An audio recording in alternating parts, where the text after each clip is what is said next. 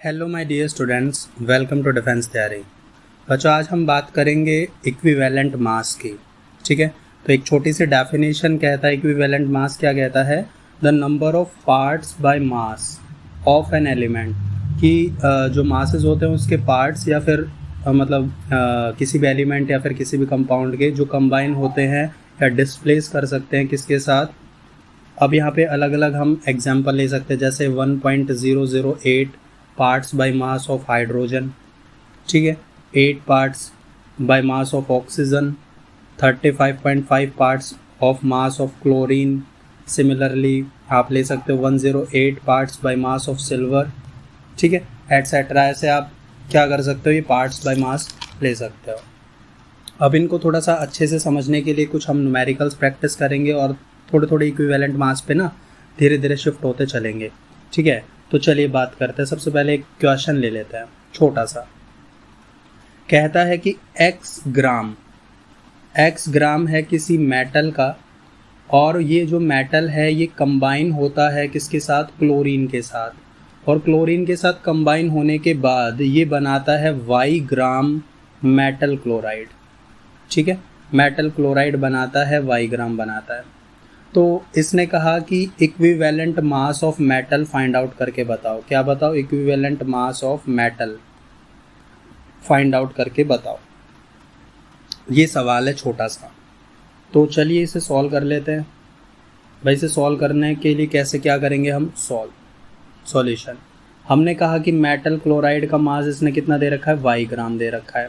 भाई मेटल का कितना दे रखा है, x ग्राम दे रखा है। तो क्लोरीन का कितना हो जाएगा, ऑब्वियस सी बात है y माइनस एक्स ग्राम हो जाएगा। सही बात है। अब देखो भाई y माइनस एक्स ग्राम क्लोरीन जो है ये कंबाइन हुआ x ग्राम ऑफ मेटल के साथ। सही बात है, y माइनस एक्स ग्राम क्लोरीन कंबाइन हुआ है x ग्राम मेटल के साथ। तो अब क्लोरीन का जो इक्विवेलेंट मास हम लेते हैं पार्ट्स में, वो कितना लेते हैं, 35.5। ठीक है, तो 35.5 ग्राम क्लोरीन जब कंबाइन होगा तो वो कितना होगा भाई, x divided by y minus x और इनटू में what, 35.5 gram of mass, gram of metal. ठीक है, तो इतना ग्राम आ गया मेटल का, तो यही इसका क्या हो गया, इक्विवेलेंट मास हो गया। ठीक है, आगे चलते हैं।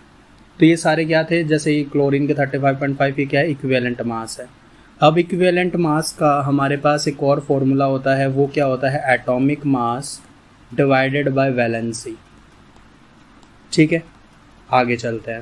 भाई इक्विवेलेंट मास का एक और फॉर्मूला लिख लेते हैं, मॉलिक्यूलर मास या molar mass divided by n factor. ठीक है, n फैक्टर। अब देखो n फैक्टर जो होता है ये डिपेंड करता है किसके ऊपर, कंपाउंड के ऊपर डिपेंड करता है कि किस तरीके से वो कंपाउंड, कैसे हम उसे कंसिडर कर रहे हैं, कैसे रिएक्शन में उसे देख रहे हैं, कैसे वो पार्टिसिपेट कर रहा है, उस चीज़ों पे ऊपर डिपेंड करता है आपका n फैक्टर। अब हम n फैक्टर के ऊपर विशेष जानकारी रखेंगे। तो ठीक है, तो n फैक्टर हम देखते हैं किसके लिए, एसिड्स के लिए देखते हैं सबसे पहले। अब देखो, अगर आप n फैक्टर एसिड के लिए देख रहे हो तो यहाँ पे आपको देखनी पड़ेगी क्या, बेसिसिटी देखनी पड़ेगी, या फिर आप बोल सकते हो कि रिप्लेसिएबल क्या होंगे आपके पास, H पॉजिटिव आयंस होंगे। ठीक है, पर मोल एसिड इन वाटर के। तो चलिए बात कर लेते हैं। जैसे कि आपके पास मान लो कोई भी एसिड है, सल्फ्यूरिक एसिड ले लो, H2SO4। अब इसमें रिप्लेसिएबल हाइड्रोजन कितने हैं भाई, 2 हाइड्रोजन है। ऑब्वियस सी बात है, 2 हाइड्रोजन है आपके पास। आप अगर इसकी स्ट्रक्चर ड्रॉ करोगे तो स्ट्रक्चर ड्रॉ कुछ इस प्रकार से होगी, OH। देखो थोड़ा सा वैसे ही बता देता हूँ जनरली कि यहाँ पे देखो OH, जबकि ये जो O है इनके पास H नहीं है, तो यहाँ पे 2 ही हाइड्रोजन है जो रिप्लेसेबल है, इसलिए इसका जो n फैक्टर होगा वो कितना होगा, 2 होगा। राइट। अगर आप इसका इक्विवेलेंट मास निकालने की कोशिश करो तो इक्विवेलेंट मास अभी फॉर्मूला लिखा, molecular mass divided by n factor. तो मॉलिक्यूलर मास सल्फ्यूरिक एसिड का कितना होता है, 98, और n फैक्टर कितना आया, 2। तो ये 98/2 इसका क्या हो गया, इक्विवेलेंट मास हो गया, किसका, सल्फ्यूरिक एसिड का। तो ऐसे आप निकाल सकते हो। अब एक और एग्जांपल ले लेते हैं, हमने ले लिया HCl। अब HCl का n फैक्टर क्या होगा भाई, इसमें रिप्लेसेबल हाइड्रोजन कितने हैं, सिर्फ 1 है, तो इसका जो n फैक्टर होगा वो 1 होगा। अगला ले लेते हैं हम ऑक्जेलिक एसिड ले लेते हैं। तो ऑक्जेलिक एसिड क्या होता है, COOH का होल ट्वाइस होता है, ठीक है। तो इसमें जो रिप्लेसेबल हाइड्रोजन है वो कितने हैं, 2 हाइड्रोजन है, तो इसका जो एन फैक्टर होगा वो भी 2 होगा। ऐसे ही एक और एग्जांपल ले लेते हैं हम H3PO4। तो H3PO4 क्या होता है, ऑर्थोफॉस्फोरिक एसिड होता है। तो इसके अंदर कितने रिप्लेसेबल हाइड्रोजन है, 3 है। अब देखो मैंने एक बात बोली थी कि एन फैक्टर डिपेंड करता है कंपाउंड में कि कैसे रिएक्शन करवा रहे हो, कैसे हम उसे कंसिडर कर रहे हैं। तो H3PO4 के साथ आप देखो अब हम थोड़े से चेंजेस करते हैं, ठीक है। मैंने कहा कि H3PO4 इसकी मैंने रिएक्शन करवाई NaOH के साथ और इसने कंपाउंड बनाया NaH2PO4 प्लस वाटर यहाँ पे बाहर निकल गया। तो आप यहाँ पे देख रहे हो कि यहाँ पे जो है ना सिर्फ और सिर्फ एक ही हाइड्रोजन क्या हुआ है, रिप्लेस हुआ है, सिर्फ एक हाइड्रोजन रिप्लेस हुआ है इस रिएक्शन में। देयरफॉर यहाँ पे जो एन फैक्टर होगा H3PO4 का वो 1 होगा, ठीक है। 1 क्यों हुआ, क्योंकि एक हाइड्रोजन रिप्लेस हुआ है। अब दूसरी रिएक्शन देखते हैं इसी की। भाई मैंने लिखा H3PO4 प्लस यहाँ पे 2 मोल ऑफ NaOH और इसकी रिएक्शन करवाए तो यहाँ से प्रोडक्ट बना हमारे पास Na2HPO4 plus 2 mole of water यहाँ से बाहर निकल गया। तो अब यहाँ पे देख रहे हो कितने हाइड्रोजन रिप्लेस हुए हैं, 2 हाइड्रोजन रिप्लेस हुए हैं। तो यहाँ पे जो एन फैक्टर आ जाएगा इसका कितना आ जाएगा, 2 आ जाएगा, ठीक है। अब एक और देख लेते हैं भाई, H3PO4 है आपके पास और 3 मोल ऑफ NaOH है और इसके साथ रिएक्शन करवाओगे तो यहाँ पे क्या बनेगा, Na3PO4 बन जाएगा प्लस 3 मोल ऑफ H2O बाहर निकल गया। तो यहाँ पे अगर हम बात करें तो यहाँ पे जो एन फैक्टर है, यहाँ पे 3 हाइड्रोजन रिप्लेसेबल हैं, तो यहाँ पे जो एन फैक्टर हो जाएगा वो कितना हो जाएगा, 3 हो जाएगा, ठीक है। तो आप सबका इक्विवेलेंट मास निकाल सकते हैं भाई। H3PO4 इसका जो मोलर मास होता है 98 होता है, तो 98 डिवाइडेड बाय 1 2 3 आप करके देख सकते हो, ठीक है। तो जो आपके पास ऑर्थोफॉस्फोरिक एसिड है यानी कि जो आपके पास H3PO4 है, अगर आप इसका एन फैक्टर देखो तो इसका एन फैक्टर 1 भी हो सकता है, 2 भी हो सकता है और 3 भी हो सकता है। ये डिपेंड करता है कि हमने उसकी रिएक्शन क्या ली है, ठीक है। इसके बाद आगे बात करते हैं। आगे हमारे पास कुछ एक्सेप्शनल केस आते हैं। क्या आते हैं, कुछ एक्सेप्शनल केसेस आते हैं। अब देखो एक्सेप्शनल केसेस, भाई सबसे पहले हमारे पास केस आ गया H3PO3 का, जिसको क्या बोलते हैं, ऑर्थोफॉस्फोरस एसिड बोलते हैं। तो इसका जो एन फैक्टर है, इसका एन फैक्टर होता है 2। कितना होता है, एन फैक्टर 2 होता है, क्योंकि अगर आप इसकी स्ट्रक्चर बनाओगे तो स्ट्रक्चर कुछ इस प्रकार के बनेगी, OH OH, ठीक है। तो ये क्या होता है, ऑक्सी एसिड ऑफ फॉस्फोरस। अब यहाँ पे यूजुअली आप देख रहे हो कि जो एन फैक्टर है वो OH बॉन्ड से हम यहाँ पे देखेंगे तो ये OH कितने, 2 ही हैं, तो यहाँ पे जो एन फैक्टर होगा वो 2 ही होगा। ऐसे ही एक और एक्सेप्शन आ जाता है आपके पास H3PO2 का, हाइपोफॉस्फोरस एसिड। इसका जो एन फैक्टर होगा, इसका एन फैक्टर सिर्फ 1 होता है। अगर आप इसकी स्ट्रक्चर भी ड्रॉ करो तो स्ट्रक्चर कुछ इस तरीके की आपकी क्या हो जाएगी, ये स्ट्रक्चर हो जाएगी। तो देखो एक OH है तो एक ही एन फैक्टर होगा इसका। आगे चलते हैं, ऑर्थोबोरिक एसिड आप ले लो, H3BO3 ले लो, तो H3BO3 का भी जो एन फैक्टर है वो कितना होता है, 1 होता है, ठीक है। It's okay. अब हम एन फैक्टर एसिड्स की हमने बात कर ली, अब हम बात करेंगे एन फैक्टर ऑफ बेसिस की, ठीक है। बेसिस की बात करेंगे, तो बेसिस की बात करेंगे तो बेसिस में देखो बेस ले लिया तो आप किसकी बात करोगे, एसिडिटी की बात करोगे या फिर आप रिप्लेसेबल OH नेगेटिव आयंस की बात करोगे। अब एग्जाम्पल से समझते हैं। मान लो मेरे पास है ZnOH होल ट्वाइस, ठीक है, और इसने रिएक्शन करी HNO3 के साथ और इसने प्रोडक्ट बनाया ZnOH NO3 प्लस वाटर। अब आप देख रहे हो कि सिर्फ एक ही OH क्या हुआ है, रिप्लेस हुआ है, दैट्स वाई इसका जो एन फैक्टर हो जाएगा वो कितना हो जाएगा, 1 हो जाएगा, ठीक है। अगला एग्जाम्पल देखते हैं भाई, मान लो मेरे पास एक अमोनिया है, तो अमोनिया क्या कर सकता है, अमोनिया एक H पॉजिटिव लेकर NH4 पॉजिटिव बना सकता है और H2O के साथ अगर रिएक्ट करे तो यहाँ से क्या बना सकता है, NH4OH बना सकता है, अमोनियम हाइड्रोक्साइड। तो यहाँ पे भी क्या हो रहा है, एक OH नेगेटिव जा रहा है, तो इसका मतलब क्या हुआ कि एक एक जा रहा है, तो यहाँ पे जो एन फैक्टर है वो आप इसके लिए क्या लिख सकते हो, 1 लिख सकते हो, ठीक है। तो ये आपके जो एन फैक्टर हो गए बेसिस के लिए बात हो गई। अब हम बात करेंगे एन फैक्टर की ही फॉर सॉल्ट्स, ठीक है, एन फैक्टर ऑफ सॉल्ट्स की बातें करेंगे। तो सबसे पहले हमारे पास बात आएगी नॉन रेडॉक्स रिएक्शंस की, जिसमें रेडॉक्स रिएक्शन नहीं हो रही है, यानी कि नॉन रेडॉक्स रिएक्शन के एन फैक्टर की बात करें तो इसका जो एन फैक्टर आप देखोगे वो क्या देखोगे भाई, आप मैग्नीट्यूड लोगे या तो टोटल कैटाइनिक, मतलब टोटल कैटाइनिक चार्ज का, या फिर आप मैग्नीट्यूड ले सकते हो टोटल एनाइनिक चार्ज का, मतलब इनमें से आप किसी एक का भी क्या ले सकते हो, मैग्नीट्यूड ले सकते हो, तो वही आपका क्या होगा, एन फैक्टर होगा। ठीक है, एग्जाम्पल से समझते हैं भाई। मान लो मेरे पास है K2SO4 dot Al2SO4 whole thrice dot 24H2O। ये क्या है भाई, डबल सॉल्ट है, इसको पोटैश एलम बोलते हैं। क्या बोलते हैं इसको, पोटैश एलम। ठीक है, और इसको फिटकरी भी बोलते हैं, फिटकरी, राइट। अब ये जो पोटैश एलम, ये जो डबल सॉल्ट है आपका, ये क्या हो जाएगा, ये अगर मैं इसकी रिएक्शन लिखूं तो इसकी रिएक्शन हो जाएगी 2K positive plus 2Al3 positive plus 4SO4 2 negative. भाई मैंने इसको तोड़ के लिख दिया, ठीक है, तोड़ के लिख दिया, कोई दिक्कत वाली बात नहीं है। अब आप देखो, मैंने कहा कि चाहे आप कैटायनिक का मैग्नीट्यूड ले लो चाहे एनायनिक का मैग्नीट्यूड ले लो, तो ये रहे हमारे पास कैटायन और ये रहा हमारे पास एनायन। ठीक है, तो पहले कैटायन को देख लो। कैटायन में क्या हो गया भाई, देखो 2 इसके ऊपर इसका कोफिशिएंट है, 1 इसके ऊपर चार्ज है, तो 2 × 1 प्लस 2 यहाँ पे है, 3 इसके ऊपर चार्ज है। ओके, तो यहाँ पे कितना रिजल्ट आ गया, 8 रिजल्ट आ गया, प्लस 8 रिजल्ट आ गया। इसका देख लो तो 4 × में -2, तो यहाँ पे -8 रिजल्ट आ गया। तो दोनों का मैग्नीट्यूड लेना है, तो मैग्नीट्यूड लोगे तो प्लस का ही रिजल्ट आएगा। तो यहाँ पे जो एन फैक्टर है वो कितना होगा, इसका 8 एन फैक्टर होगा। ठीक है, तो आप इनमें से कोई भी ले सकते हो भाई, कैटायन ले लो या फिर एनायन ले लो, किसी का भी मैग्नीट्यूड ले सकते हो, राइट। आगे बात करते हैं भाई, हमारे पास है MgCl2 प्लस 2AgNO3 और इसने रिएक्शन की, और रिएक्शन करने के बाद इसने बनाया MgNO3 whole twice plus 2AgCl बनाया, और आपसे कहा कि इन सभी के एन फैक्टर बताओ। तो सभी के एन फैक्टर हम बात कर लेते हैं भाई। अब देखो यहाँ पे क्लोरीन है, वो चेंज होके मैग्नीशियम का, अगर आप देखोगे तो मैग्नीशियम 2 पॉजिटिव, तो यहाँ पे जो एन फैक्टर होगा वो कितना होगा, 2 एन फैक्टर होगा MgCl2 का।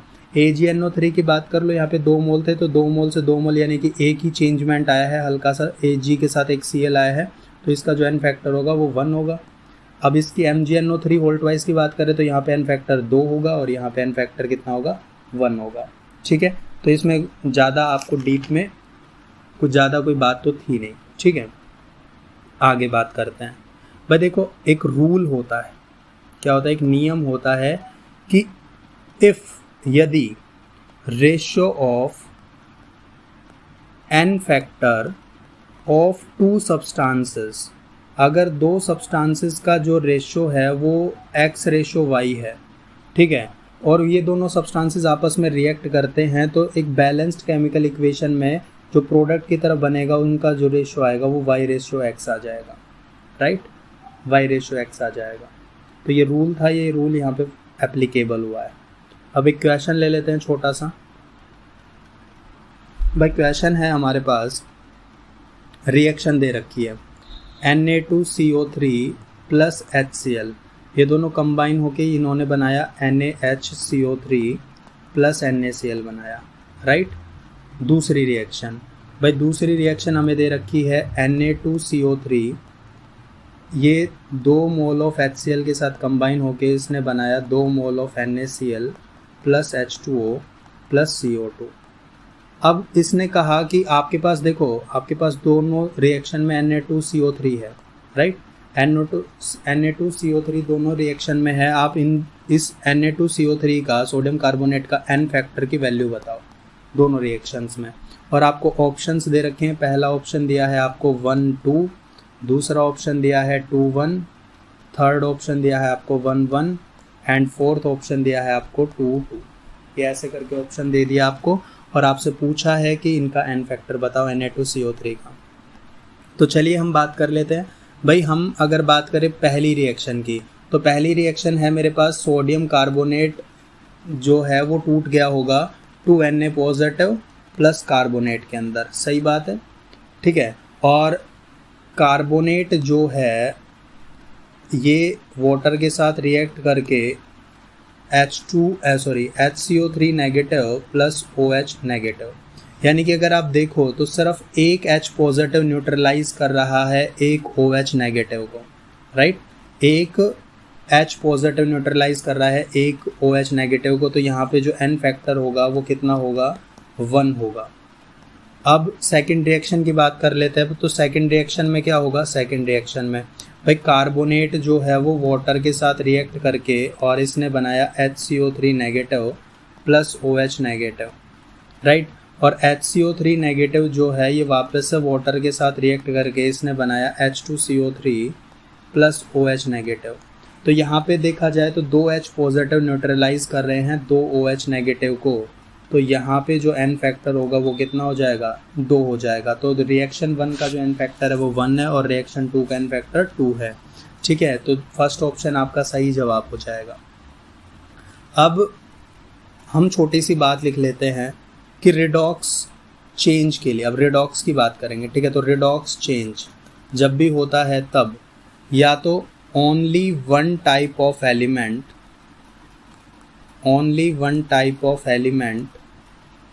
केवल एक तरह का जो एलिमेंट है वही उसका क्या होगा, ऑक्सीडेशन स्टेट चेंज होगी, ठीक है।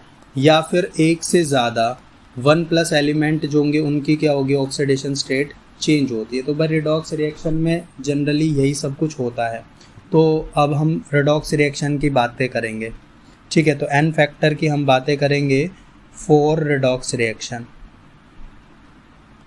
तो चलिए भाई बात करते हैं, एग्जाम्पल से समझते हैं। सबसे पहले एक एग्जाम्पल दे दिया मैंने KMnO4 एसिडिक मीडियम के अंदर, राइट। KMnO4 ले लिया मैंने एसिडिक मीडियम के अंदर, तो मेरे पास है KMnO4।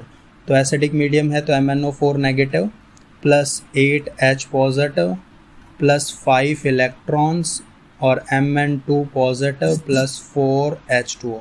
भाई जब आप एसिडिक मीडियम में डालोगे तो कुछ इस तरीके की रिएक्शंस होगी। अब यहाँ पर आप एक चीज़ देख सकते हो, जितने इलेक्ट्रॉन्स उतना ही क्या इसका N फैक्टर, ठीक है। तो इसका जो N फैक्टर है वो 5 आ जाएगा। कितना आ जाएगा, 5 आ जाएगा, ठीक है। तो कैसे आप देख सकते हो, आप देख सकते हो भाई ऐसे, N फैक्टर भाई 1 मोल है 1 × में 7 - 2, तो ये कितना आ जाएगा, 5 आ जाएगा। भाई कैसे निकाला आपने 7 - 2, आपने ऐसे निकाला कि जो ऑक्सीडेशन स्टेट थी इसकी +7 थी, 7 से 2 तक चला गया, तो जो चेंज इन ऑक्सीडेशन स्टेट है वो लिखा आपने, और ये क्या लिखा, number of moles of element. तो आप ये फॉर्मूला लिख लो, N फैक्टर के लिए ये जो वैल्यू लिखी है क्या लिखी है भाई, number of moles of element. आपने उस एलिमेंट के मोल्स का नंबर लिखा है जिसकी ऑक्सीडेशन स्टेट चेंज हो रही है, और इसकी मल्टीप्लाई करी है, ये जो संख्या है ये क्या है, चेंज इन ऑक्सीडेशन स्टेट, कि ऑक्सीडेशन स्टेट के अंदर कितना चेंज आ रहा है। भाई ये यहाँ पे +7 ऑक्सीडेशन स्टेट में था और +7 से ये +2 ऑक्सीडेशन स्टेट में चला गया, तो आपने चेंजमेंट लिख दिया 7 - 2। तो इस तरीके से करके आप N फैक्टर यहाँ पे निकाल पाए। एक और एग्जाम्पल से समझते हैं। मान लो KMnO4 आपने ले लिया एल्कलाइन मीडियम के अंदर, ठीक है। अब अगर आपने एल्कलाइन मीडियम के अंदर ले लिया तो देखो क्या हुआ, मान लो MnO4 नेगेटिव है और यहाँ पे आपने ले लिया डाइल्यूट एल्कलाइन मीडियम ले लिया, ठीक है, या फिर फेंट एल्कलाइन मीडियम या न्यूट्रल मीडियम, आपने जो भी कुछ ले लिया, तो यहाँ से चेंजमेंट हुआ MnO2 का। और एक और हम ले लेते हैं, मान लो concentrated alkaline strong alkaline medium ले लिया आपने, ठीक है, तो यहाँ से चेंजमेंट हुआ MnO4 2 negative, right, manganate ion बन गया। तो अब यहाँ पे आपके पास दोनों रिएक्शंस में N फैक्टर पूछा जा सकता है। तो इसके लिए N फैक्टर देखें तो इसके लिए देखो मोल कितना था, मोल 1 था। N2 में भाई ये कितना ऑक्सीडेशन स्टेट, +7 ऑक्सीडेशन स्टेट से और ये +4 ऑक्सीडेशन स्टेट में चला गया, तो 7 - 4 लिख दिया आपने, तो यहाँ पे रिजल्ट आ गया 3। इसकी बात करें तो यहाँ पे N फैक्टर आप निकाल सकते हो। भाई मोल्स कितना, मोल्स तो 1 ही है। N2 में 7 ऑक्सीडेशन स्टेट से ये चेंज हुआ है किसके अंदर, भाई इसकी ऑक्सीडेशन स्टेट 6 आ गई, तो यहाँ पे जो रिजल्ट आ गया N फैक्टर कितना आ गया, 1 आ गया, ठीक है। तो बहुत इजीली आप कैलकुलेट कर सकते हो N फैक्टर। अब हम एक और एग्जांपल ले लेते हैं। भाई मैंने ले लिया K2Cr2O7 एसिडिक मीडियम में ले लिया। अब अगर आप एसिडिक मीडियम में ले लोगे तो क्रोमेट आयन जो है आपका Cr2O7 2 नेगेटिव, ये चेंज होगा किसके अंदर, क्रोमियम 3 पॉजिटिव में चेंज होगा। तो अब यहाँ पे भी आप N फैक्टर इजीली निकाल सकते हो। तो यहाँ पे आप देखो मोल्स कितने, 2, भाई Cr2 है ना, यहाँ पे Cr2 है, यहाँ पे सिर्फ एक ही Cr है, तो यहाँ पे जो मोल्स हो जाएंगे वो कितने हो जाएंगे, 2 हो जाएंगे। N2 में अब ऑक्सीडेशन स्टेट इसकी क्या थी, क्रोमियम, एक ही क्रोमियम की 6 ऑक्सीडेशन स्टेट थी, तो 6 से 3 में चला गया तो 6 - 3। इजीली आप लिख पाओगे कि यहाँ पे कितना एन फैक्टर आ गया इसका, 6 एन फैक्टर आ गया। ठीक है, आगे चलते हैं। आई होप आपको समझ में आ रही होगी कि क्या बात कर रहे हैं। तो ये तो वो बात हो गई जिसमें एक ही एलिमेंट का क्या हो रहा है, चेंज इन ऑक्सीडेशन स्टेट हो रहा है। अब हम ऐसे की बात कर लेते हैं जिसमें एक से ज़्यादा, मोर देन वन टाइप, एक से ज़्यादा एलिमेंट्स का या फिर कंपाउंड्स का, एक से ज़्यादा एलिमेंट्स का क्या हो रहा हो, ऑक्सीडेशन स्टेट में चेंजमेंट आ रहा हो, तब आप तब आप एन फैक्टर कैसे कैलकुलेट कर सकते हैं। तो एग्जाम्पल से समझते ज़्यादा अच्छे से समझ में आएगा। भाई जैसे मेरे पास है FeC2O4, ये है, ठीक है, इसकी रिएक्शन हुई KMnO4 के साथ। KMnO4 के साथ एसिडिक मीडियम में मैंने रिएक्शन करवाई और यहाँ से आ गया आपके पास Fe3 positive plus CO2 plus Mn2 positive, right. ये आपके पास क्या है, एक रिएक्शन है। अभी अगर आप ऑक्सीडेशन स्टेट देखो तो यहाँ पे आयरन +2 ऑक्सीडेशन स्टेट में है, कार्बन यहाँ पे +3 ऑक्सीडेशन स्टेट में है, यहाँ पे आयरन +3 में है, कार्बन यहाँ पे +4 में है।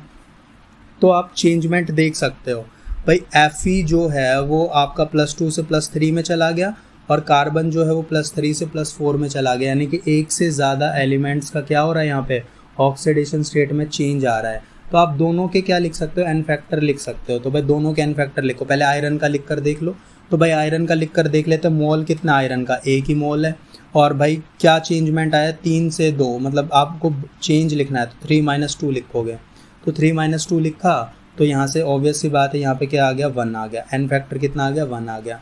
इधर की बात कर लेते हैं तो इधर देखो मोल कितने कार्बन के, देखो 2 है, 2 से 1 में बना है, तो 2 मोल से और मल्टीप्लाई में 4 - 3, तो यहाँ पे आप सोल्व करके लिखोगे तो ये कितना आ जाएगा, 2 आ जाएगा। तो यहाँ पे जो एन फैक्टर है, अब ओवरऑल एन फैक्टर अगर आप निकालोगे तो दोनों एन फैक्टर को जोड़ दो भाई, 1 + 2, तो ओवरऑल एन फैक्टर इसका कितना आ जाएगा, 3 आ जाएगा।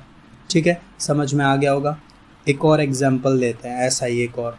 भाई मेरे पास है FeNO2 होल ट्वाइस है, ठीक है, और इसमें आपने KMnO4 डाला, वही H पॉजिटिव एसिडिक कंडीशन में, तो यहाँ पे जो आया change Fe3 positive plus NO3 negative plus Mn2 positive, right. तो ऐसे चेंजेस आ गए।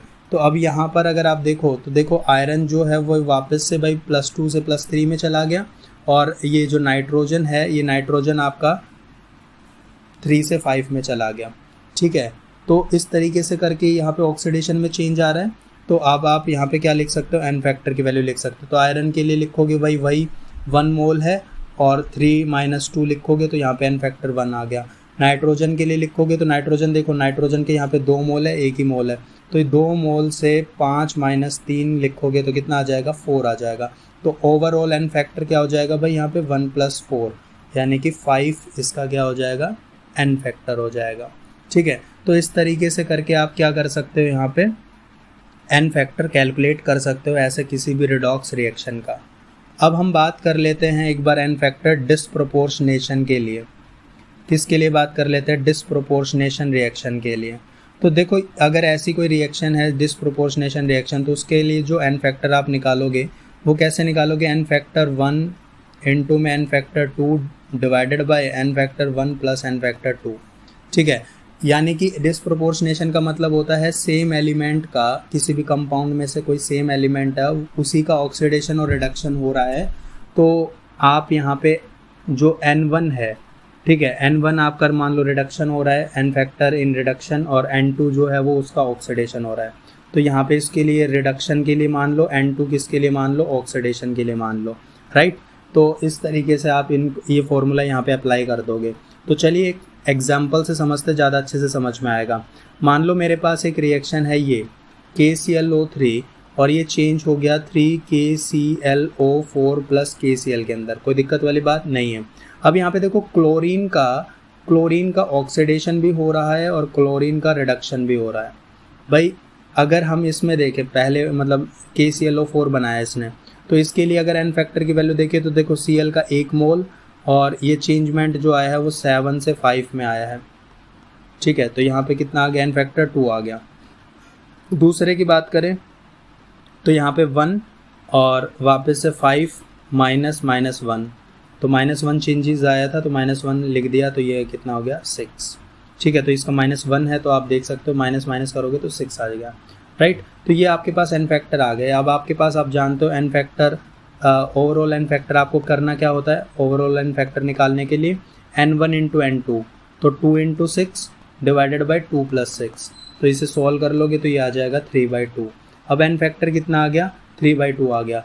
तो ऑब्वियस सी बात है, आप ये बात ध्यान रखें कि एन फैक्टर आपका फ्रैक्शनल भी हो सकता है, इसमें कोई शक वाली बात नहीं होनी चाहिए, राइट। एक और एग्जांपल से समझते हैं। मान लो मेरे पास है 2 मोल्स ऑफ Na2S2O3 है और प्लस I2 है, और ये हुआ आपके पास 2NaI प्लस Na2S4O6।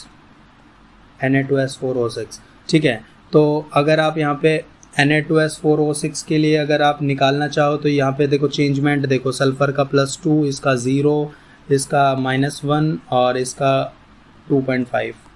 ठीक है, तो ये चेंजेस आते हैं। तो आप एन फैक्टर निकाल सकते हो इसके लिए एन फैक्टर निकालोगे तो 2 मोल्स हैं, तो चेंजमेंट कितना है भाई 2.5 से 2। ठीक है, तो ये चेंजेस आया, तो यहाँ से सल्फ़र के लिए निकाल दिया आपने 1। I2 के लिए भी आप निकाल सकते हो, तो I2 के लिए आप निकालोगे तो देखो 2 0 से चेंज हुआ है -1 के अंदर, तो यहाँ से सीधा रिज़ल्ट आ जाएगा 2 आ जाएगा। ठीक है, तो आप जानते हैं कि यहाँ पे अगर x रेशो y आपका 1:2 है तो y रेशो x आपका कितना होगा, 2:1 होगा। यानी कि ये अगर आपके पास 1 2 है तो ये आपके पास 2 और 1 इनका क्या होगा, एन फैक्टर होगा। ठीक है, तो एन फैक्टर आप ऐसे भी निकाल कर देख सकते हो, कोई दिक्कत वाली बात नहीं होनी चाहिए। तो ये थे हमारे पास दोस्तों, हमारे पास क्या थे, ये एन फैक्टर के कुछ किस्से थे। एन फैक्टर इस तरीके से हम सॉल्व करते हैं। ठीक है, आई होप आप समझ गए होंगे। मिलते हैं नेक्स्ट वीडियो में। Thank you so much.